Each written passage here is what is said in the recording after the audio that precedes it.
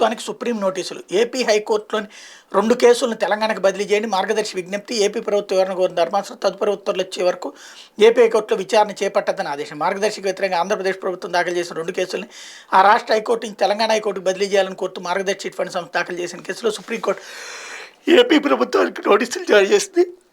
ఫిబ్రవరి 2లోపు సమాధానం దాఖలు చేయాలని ఆదేశించింది. తదుపరి ఉత్తర్వులు ఇచ్చేంత వరకు ఈ కేసులపై ఏపీ హైకోర్టులో తదుపరి విచారణ చేపట్టరాదని నిర్దేశించింది. ఈ మేరకు జస్టిస్ అభయ్ శ్రీనివాస్ ఓక్, జస్టిస్ పంకజ్ మిత్తల్తో కూడిన ధర్మాసనం శుక్రవారం ఉత్తర్వులు జారీ చేసి చిట్ ఫండ్ యాక్ట్ 1982 కింద చిట్ ఫండ్ లావాదేవీలు నిర్వహించే సంస్థకు ఏపీ డిపాజిటర్స్ యాక్ట్లోని 1999లో ఉన్నటువంటిది నిబంధనలు వర్తిస్తాయి. ఏపీ డిపాజిటర్స్ యాక్ట్లోని సెక్షన్ 5 వర్తించేలా చిట్ ఫండ్ కార్యకలాపాల నిర్వహణలో మార్గదర్శి ఏమైనా విఫలమైందనే అంశంపై తెలంగాణ హైకోర్టు విచారణ జరుపుతున్న నేపథ్యంలో అదే అంశాలపై ఏపీ హైకోర్టులో పెండింగ్లో ఉన్న కేసులు తెలంగాణ హైకోర్టుకు దాఖలు చేయాలని ట్రాన్స్ఫర్ పిటిషన్లు వేసింది. వాటిపై శుక్రవారం సుప్రీంకోర్టులో విచారణ జరిగినటువంటి సందర్భంగా ఈ ఆదేశాలు ఇచ్చింది అన్నటువంటి వార్తను హైలైట్ చేసి తెలివిగా దాన్ని డ్రాగ్ చేయడం అన్నటువంటి ఇక్కడ కీలకం. లేకపోతే ఎన్నికల షెడ్యూల్ కాస్త ముందే రావచ్చు.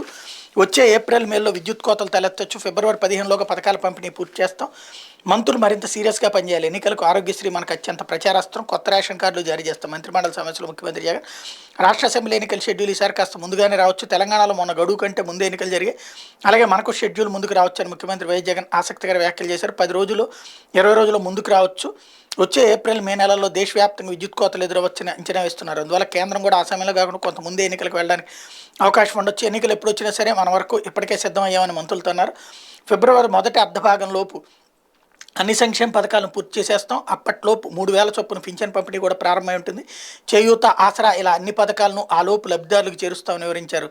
మీరు ఇక మీద క్షేత్రస్థాయిలో మరింత సమర్థంగా పనిచేయాలి. జిల్లాలో పార్టీ బాధ్యత మీదే అని స్పష్టం చేశారు.